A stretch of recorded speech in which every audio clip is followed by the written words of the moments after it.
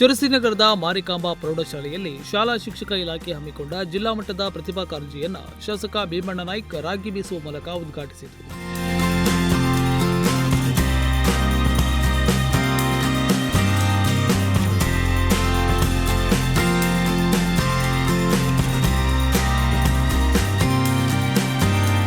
ಬಳಿಕ ಮಾತನಾಡಿದ ಶಾಸಕರು, ನಿಜವಾಗಲೂ ಶಿಕ್ಷಣದಿಂದಲೇ ಅಭಿವೃದ್ಧಿ, ಅದರಿಂದಲೇ ಬದುಕಿಗೆ ಬೆಳಕು.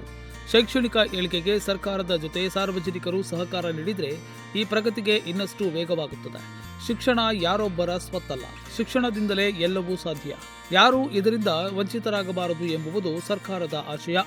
ಎಲ್ಲ ಮಕ್ಕಳಿಗೆ ಶಿಕ್ಷಣ ಕೊಡಬೇಕು ಎಂಬುದು ನಮ್ಮ ಕನಸಾಗಿದೆ. ಗ್ರಾಮೀಣ ಹಾಗೂ ನಗರ ಎಂಬ ಭೇದ ಇಲ್ಲದೆ ಶಿಕ್ಷಣದ ಏಳಿಗೆಗೆ, ಕೊರತೆಯ ನಿವಾರಣೆಗೆ ಕೆಲಸ ಮಾಡುತ್ತಿದ್ದೇವೆ ಎಂದು ಹೇಳಿದರು.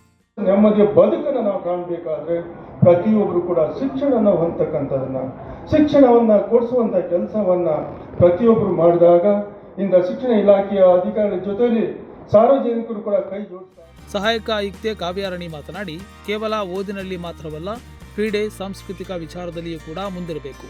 ಅದಕ್ಕೆ ಇಂತಹ ಪ್ರತಿಭಾ ಕಾರಂಜಿ ವೇದಿಕೆಯಾಗಿದೆ ಎಂದು ಹೇಳಿದರು. ಜಿಲ್ಲಾ ಗ್ಯಾರಂಟಿ ಅನುಷ್ಠಾನದ ಅಧ್ಯಕ್ಷ ಸತೀಶ್ ನಾಯ್ಕ್, ಇಒ ಚನ್ನಣ್ಣವರ್, ಸರ್ಕಾರಿ ನೌಕರರ ಸಂಘದ ಅಧ್ಯಕ್ಷ ಕಿರಣ್ ಕುಮಾರ್ ನಾಯ್ಕ್ ಇತರರು ಉಪಸ್ಥಿತರಿದ್ದರು. Nudisiri news desk, Sirsi.